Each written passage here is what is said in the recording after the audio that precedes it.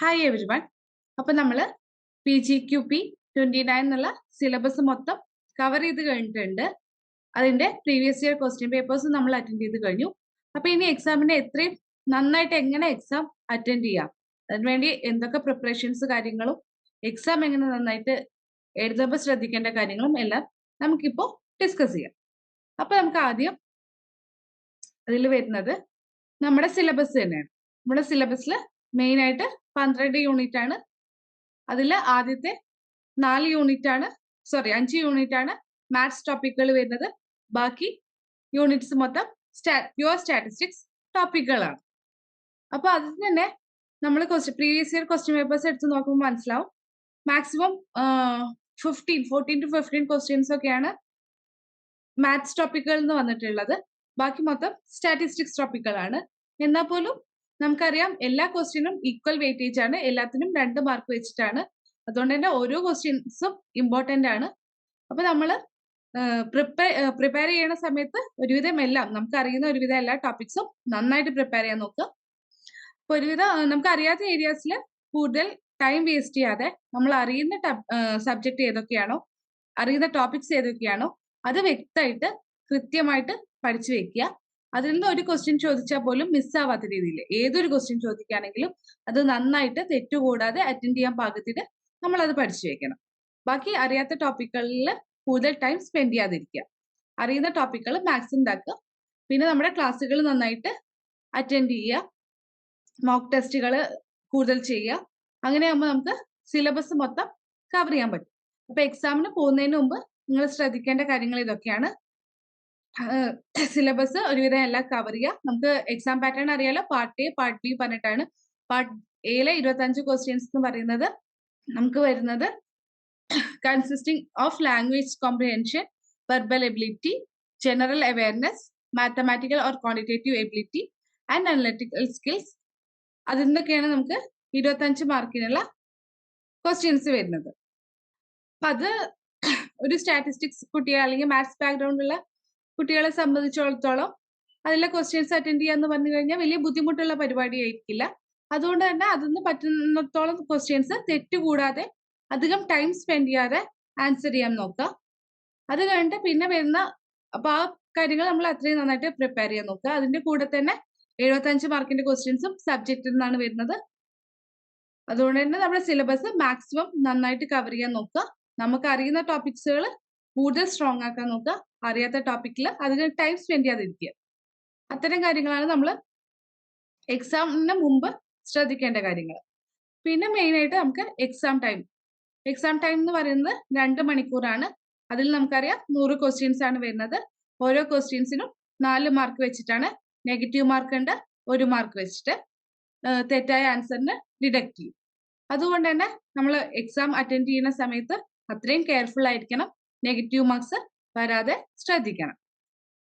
പിന്നെ നമ്മളുടെ exam start ചെയ്യുമ്പോൾ നമുക്ക് ആദ്യം തന്നെ ഇൻസ്ട്രക്ഷൻസ് തരും. ആ ഇൻസ്ട്രക്ഷൻസ് ആണ് ഇപ്പോഴത്തെ സ്ലൈഡിൽ കാണിക്കുന്നത്. അപ്പൊ അതിൽ നമ്മൾ ഓരോ ക്വസ്റ്റ്യൻസും ഇതാക്കുമ്പോൾ നമ്മൾ ഒരു ക്വസ്റ്റ്യൻസ് അറ്റൻഡ് ചെയ്തിട്ടില്ലെങ്കിൽ അതവിടെ ബ്ലാങ്ക് ആയിട്ട് വെള്ള കളറിലായിരിക്കും നോട്ട് ചെയ്തിട്ടുണ്ടാവുക. ആ ക്വസ്റ്റ്യൻ അവരുടെ വെള്ള കളറിലുള്ള ക്വസ്റ്റ്യൻസ് എന്ന് പറയുന്നത് നമ്മൾ അറ്റൻഡ് ചെയ്യാത്ത ക്വസ്റ്റ്യൻസ് ആയിരിക്കും. നമ്മൾ ഇതുവരെ അതിൽ കയറി നോക്കാത്ത ക്വസ്റ്റ്യൻസ് ആണ് വെള്ള കളറിൽ കാണുക. നമ്മൾ കയറിയിട്ടും അത് ആൻസർ ചെയ്തിട്ടില്ലെങ്കിൽ റെഡ് കളറിലായിരിക്കും. നമ്മൾ ആൻസർ ചെയ്ത് കഴിഞ്ഞാൽ ഗ്രീൻ കളറിലായിരിക്കും. അതുപോലെ നമ്മൾ റിവ്യൂവിൽ ഇട്ട് കഴിഞ്ഞാൽ നമുക്ക് റിവ്യൂ ചെയ്യാനുള്ള ഒരു ഓപ്ഷൻ ഉണ്ട്. മാർക്ക് ആസ് റിവ്യൂ എന്ന് പറഞ്ഞിട്ടുള്ള ഒരു ഓപ്ഷൻ ഉണ്ട്.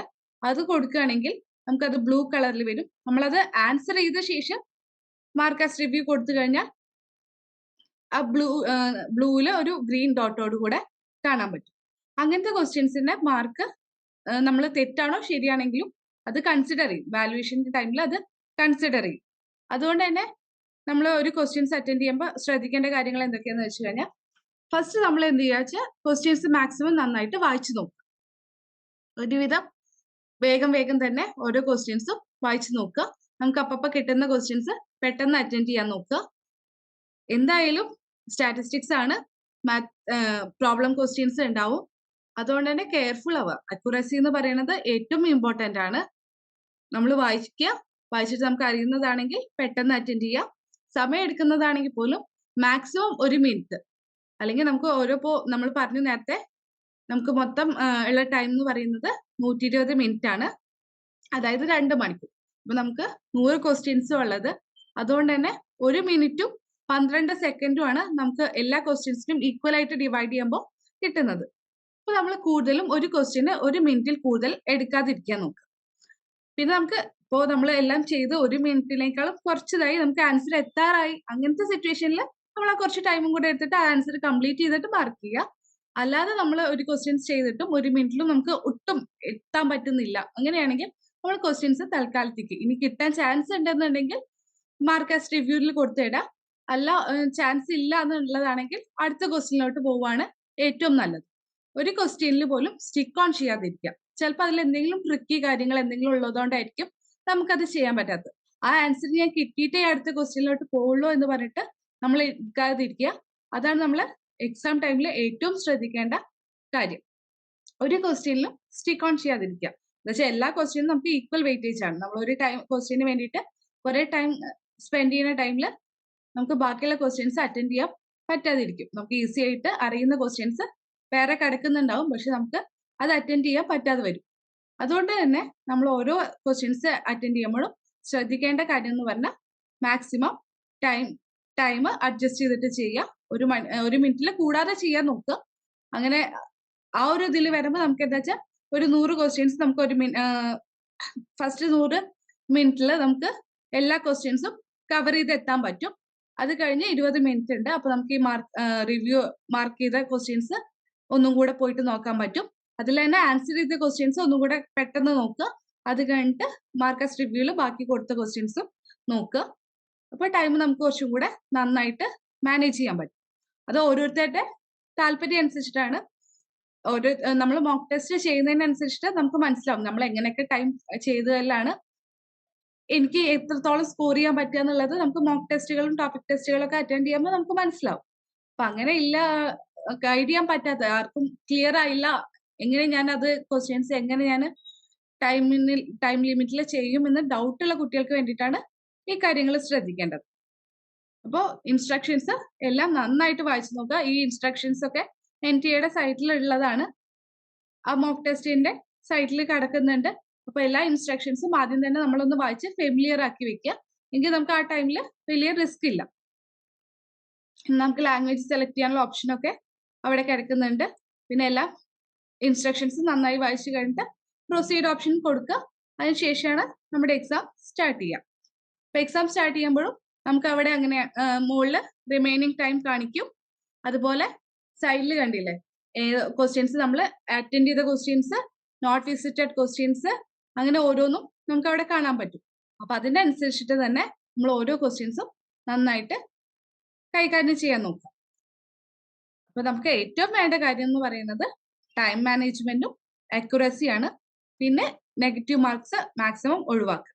നെഗറ്റീവ് മാർക്സ് ഒഴിവാക്കാനുള്ള ഒരു മെയിൻ കാര്യം എന്ന് പറഞ്ഞാൽ നമുക്ക് എന്താ പറയാ കൗണ്ടർ എക്സാമ്പിൾസ് വെച്ചിട്ട് ഓപ്ഷൻസ് എലിമിനേറ്റ് ചെയ്ത് കളഞ്ഞിട്ട് നമുക്ക് എന്ത് ചെയ്യാം, ആൻസറിലോട്ട് എത്താം. അപ്പൊ നമുക്ക് 1-2 ആൻസർ കൗണ്ടർ എക്സാമ്പിൾ വെച്ച് ഇതല്ല എന്ന് നമുക്ക് സ്റ്റേറ്റ് ചെയ്യാൻ പറ്റുകയാണെങ്കിൽ നമുക്ക് മറ്റേ ആൻസർ കറക്റ്റ് ആണെന്ന് പറഞ്ഞിട്ട് മാർക്ക് ചെയ്യാൻ പറ്റും. ബാക്കി 3 ഓപ്ഷൻസും എലിമിനേറ്റ് ചെയ്യാൻ പറ്റുകയാണെങ്കിൽ ആ ഒരു രീതിയിൽ നമുക്ക് ക്വസ്റ്റ്യൻസ് അറ്റൻഡ് ചെയ്യാം.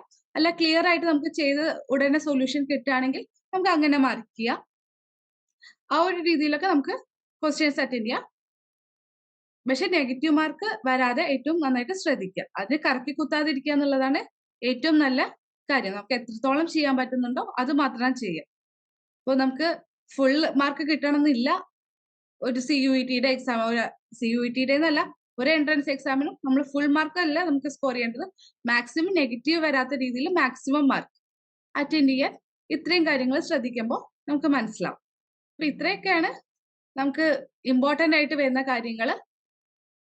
അപ്പൊ എല്ലാവരും നന്നായിട്ട് അറ്റൻഡ് ചെയ്യുക, മാക്സിമം നന്നായിട്ട് സ്കോർ ചെയ്യുക. എല്ലാവർക്കും ഓൾ ദി ബെസ്റ്റ്.